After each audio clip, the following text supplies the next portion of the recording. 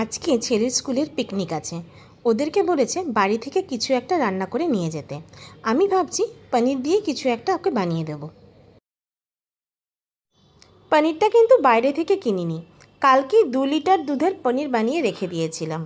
প্রথমে পনিরটাকে চৌকো চৌকো করে কেটে নেব, যে যার ইচ্ছা মতো শেপে কেটে নেওয়া যায়। আমি এখানে স্কোয়ার স্কোয়ার করে কেটে নিচ্ছি। আর আজকে চেষ্টা করব রান্নাটাকে একটু কম তেল মশলা ঝাল দিয়ে বানাবার, যেহেতু এটা মেনলি বাচ্চারাই খাবে। সাদা তেল গরম করে পনিরগুলোকে প্রথমে ভেজে নেব।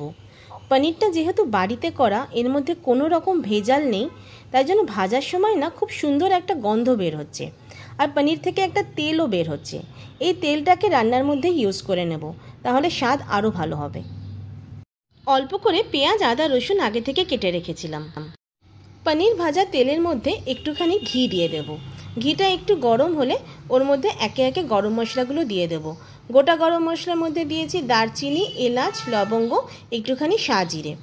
যখন মশলা থেকে খুব সুন্দর গন্ধ বেরোবে, তখন 1.5 খানা মতো পেঁয়াজ কুচি এর মধ্যে দিয়ে দিলাম। পেঁয়াজটা দিয়ে হালকা করে ভেজে নেব। যেই একটু হালকা পিঙ্ক কালার হবে, তখন এর মধ্যে আদা রসুন কুচি দিয়ে দেব। এই রান্নাটাতে না পেঁয়াজ আদা রসুন এগুলো বেটে না দিয়ে কুচো করে দিলে বেশি স্বাদ ভালো হয়। আর তার সাথে একটুখানি কাঁচা লঙ্কা কুচি দিলাম, আর একটা টমেটো কুচি করে দিয়ে দিলাম। ঝালটা বেশি দিলাম না, যেহেতু বাচ্চারা খাবে। এবার সব কিছু ভালোভাবে নাড়াচাড়া করতে থাকবো।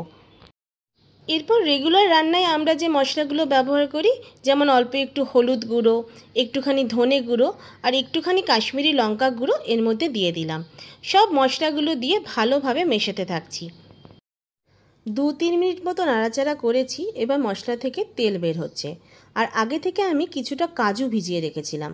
কাজুটাকে দইয়ের সাথে বেটে ভালো করে মশলার মধ্যে মিশিয়ে দিলাম। এবার এর মধ্যে একটুখানি গরম জলও দিয়ে দেব। গ্রেভিটা এবার আস্তে আস্তে ফুটতে শুরু করেছে। এবার আমি এর মধ্যে স্বাদ মতো নুন দেব, আর সব মশলাকে ব্যালেন্স করার জন্য একটুখানি চিনি।